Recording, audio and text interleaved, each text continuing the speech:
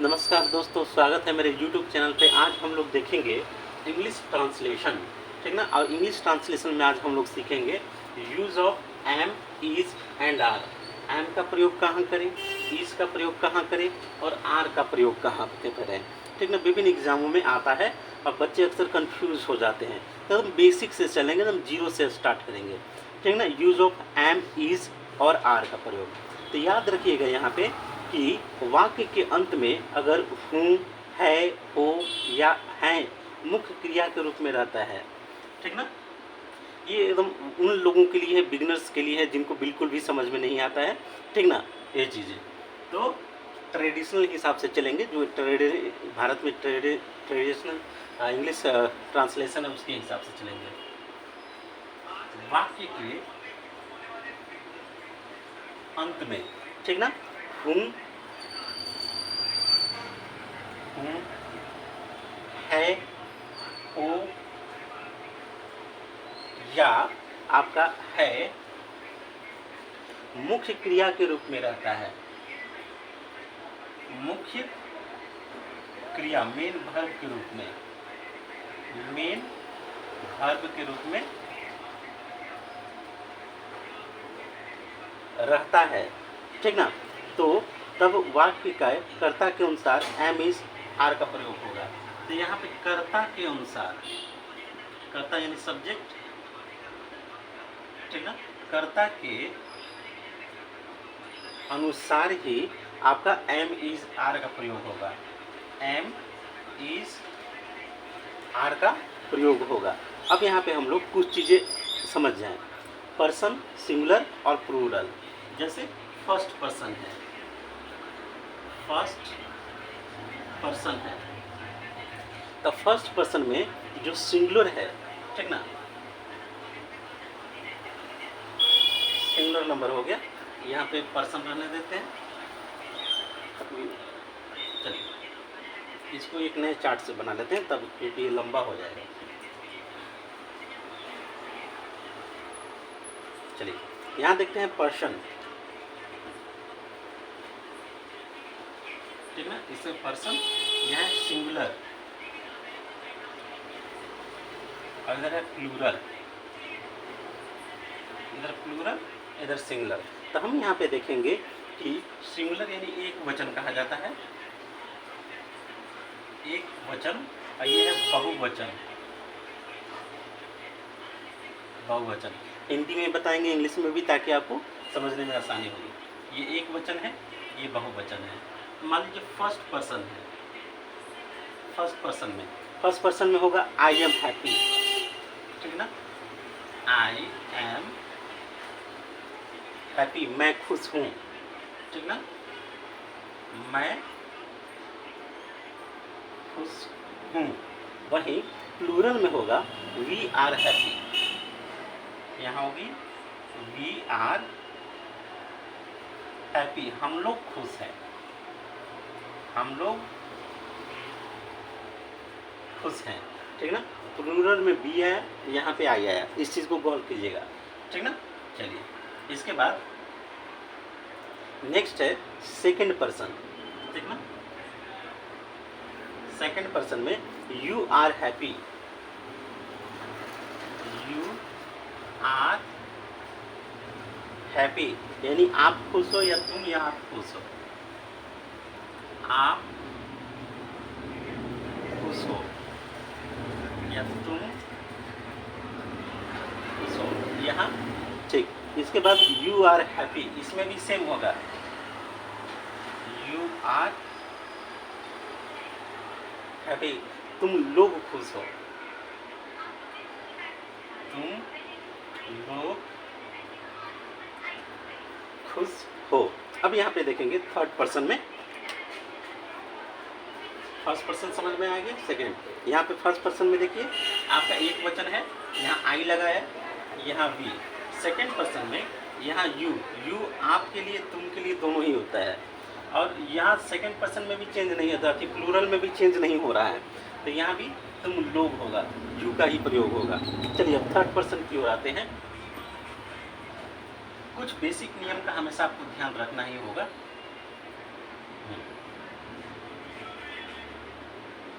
चलिए यहाँ पे देखेंगे थर्ड पर्सन में, यहाँ पे ही, सी, इट और राम, ही, सी, इट या राम इज हैप्पी। ठीक है ना, यहाँ समझिएगा थर्ड पर्सन में he is happy, she is happy, it is happy, Ram is happy. ठीक है ना, तो यहाँ ही, सी, इट, राम ये सबसे बनता है। अब देखेंगे इसके, ये तो सिंगुलर हो गया, अब प्लूरल में दे या द बॉयज, दे या the boys are happy, are happy, यानी वे लोग खुश हैं, दे मतलब वे लोग खुश हैं या आप लोग खुश हैं। ठीक ना, इस चीज़ से। अब यहाँ पे कुछ सेंटेंस को देखेंगे और उसे समझेंगे। चलिए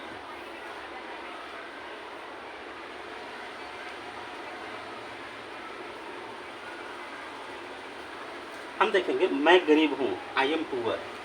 ठीक ना, आई एम पुअर, मैं गरीब हूँ।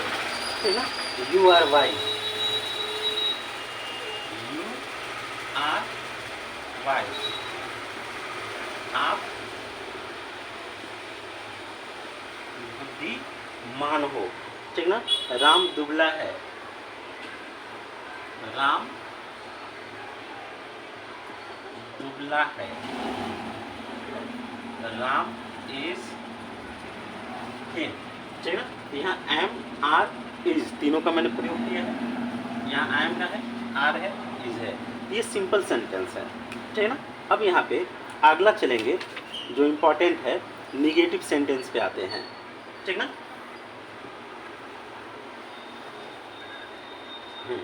निगेटिव सेंटेंस में देखेंगे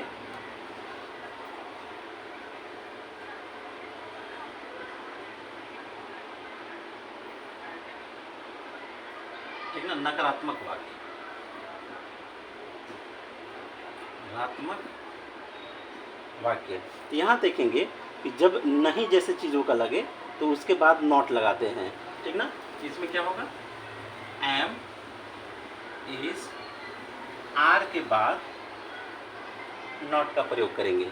जैसे मैं बुरा नहीं हूँ, आई एम नॉट बैड।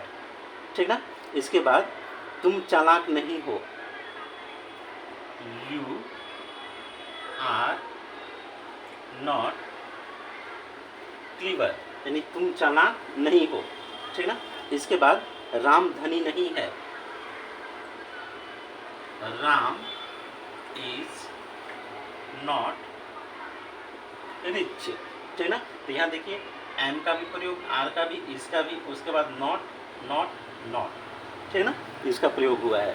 तो जब निगेटिव वाक्य को बनाते हैं तो इस चीज़ का, पैटर्न का ध्यान रखिएगा, इस वाले का खास कर। ये इसका सूत्र हो गया, फॉर्मूला हो गया, कैसे बनेगा। ठीक ना, चलिए इसके बाद हम लोग अगला देखेंगे इंट्रोगेटिव सेंटेंस। ठीक ना,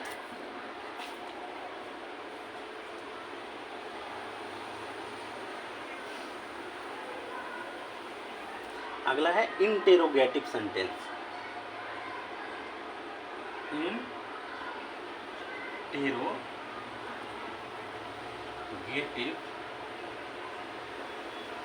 सेंटेंस यानी प्रश्नवाचक वाक्य,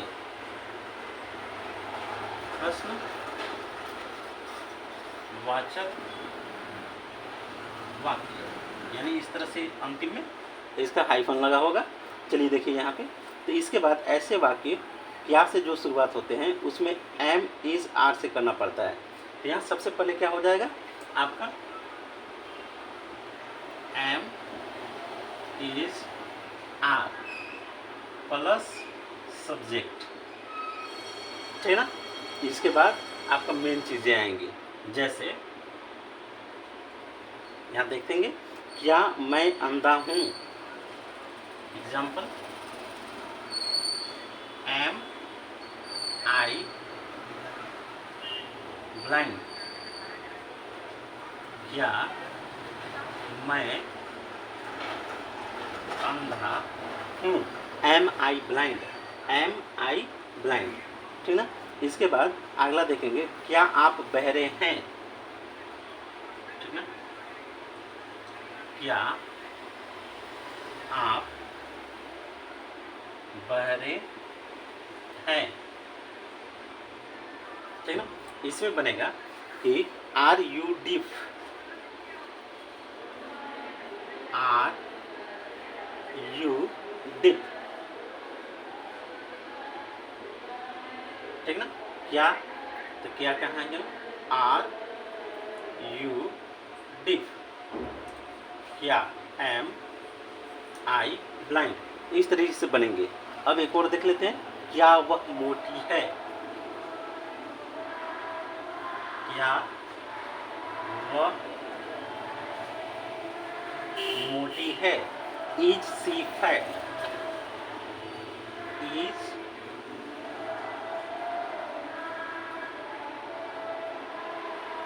सी फैट, ठीक ना। तो यहाँ देखेंगे पहले वाक्य में am I blind, am I blind, ठीक। दूसरे में क्या आप बहरे हैं, आर यू डिफ, और अगले वाले में क्या वह मोटी है, इज सी फिट। तो यहाँ पे इज यहाँ पे है, उसके बाद सब्जेक्ट है, आर यहाँ पे है, उसके बाद ये है, और यहाँ पे देखिए एम आया, उसके बाद ये है। तो कुछ बेसिक चीज़ों का ख्याल रखिए, बाकी सब चीज़ें बनती चली जाएंगी, ठीक है ना। अब यहाँ पे हम लोग एक और चीज़ देखते हैं कि निगेटिव इंट्रोगेटिव जब होगा तब क्या होगा।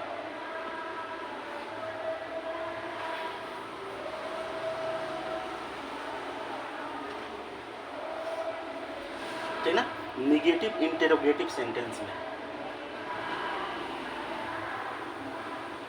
निगेटिव इंटेरोगेटिव सेंटेंस में, ठीक ना, यानी आपका नकारात्मक प्रश्नवाचक, नकारात्मक प्रश्नवाचक वाक्यों में क्या बनेगा, जैसे क्या आप भाग्यशाली नहीं हैं? एग्जाम्पल में, क्या आप भाग्यशाली नहीं है, ठीक ना। तो आर यू नॉट लकी, यहाँ होगा आर यू नॉट लकी, ठीक ना, समझ गए इसे। आर यहाँ है, ये है, फिर यहाँ सब्जेक्ट है, यानी इसके बाद नॉट यहाँ पे लग रहा है, ठीक ना, और लकी है। इस चीज़ को ध्यान रखिएगा, जब निगेटिव इंट्रोगेटिव रहे तो आर तो यहाँ रहेगा, यू के बाद नॉट लग जाएगा, क्योंकि यहाँ पे नहीं है, ठीक ना। क्या आप भाग्यशाली हैं, आर यू लकी, ठीक ना, लेकिन नहीं लग जाएगा तो ये नॉट लग जाएगा। उसी प्रकार से are you not timid, are you not timid, या is she not fat, is she not fat, ठीक ना, ये चीज। Is your uncle not a doctor, या is your uncle is not, is नहीं होगा, इज तो हम अंकल, ठीक ना, not a doctor, not a doctor, क्या आपके चाचा डॉक्टर नहीं हैं? Is your uncle not a doctor, इस तरह से बनेंगे। चलिए अब यहाँ पे और हम लोग देखेंगे,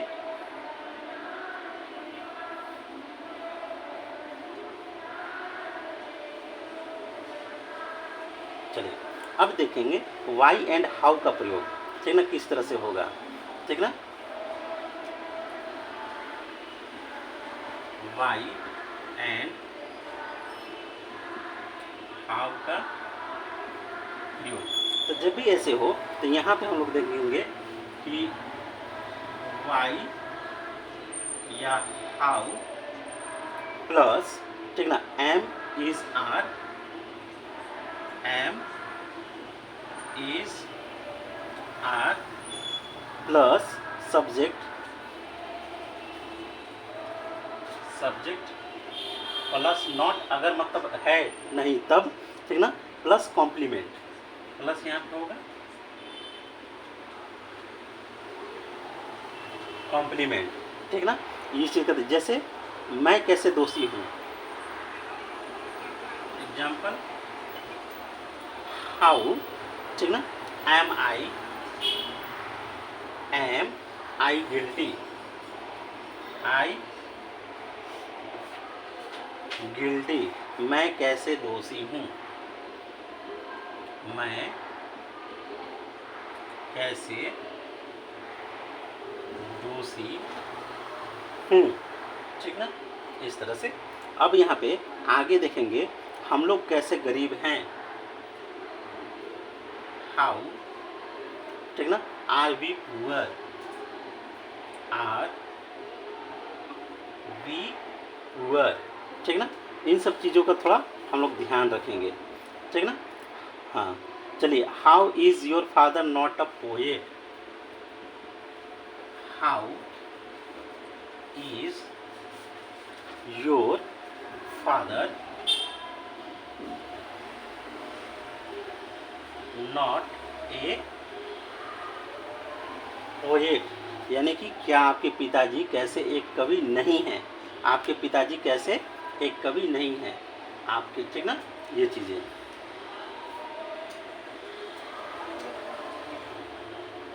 आपके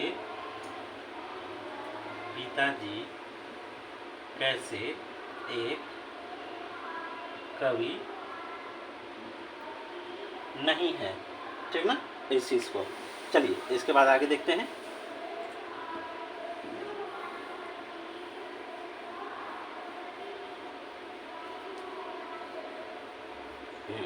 इसके बाद हमारा है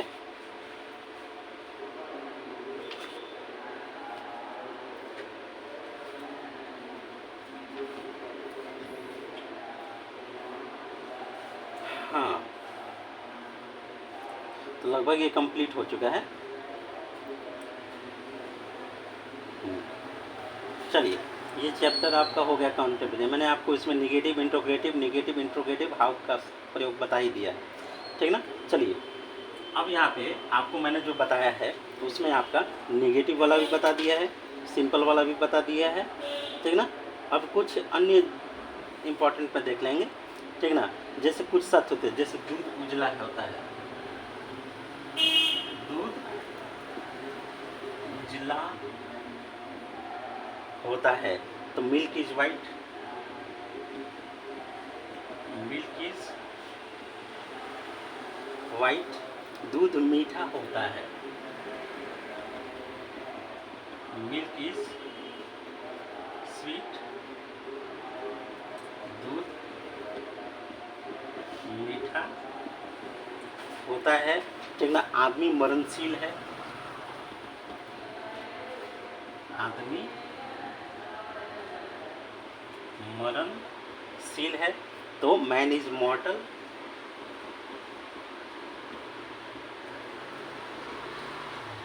ठीक ना, इस तरीके से। तो उम्मीद है आपको अच्छा लगा होगा, ठीक ना। या एक और, आम मीठा होता है,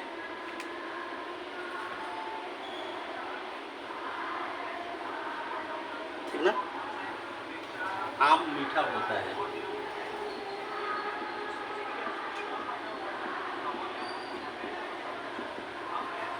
ठीक ना, मीठा होता है, तो मैंगो इज स्वीट,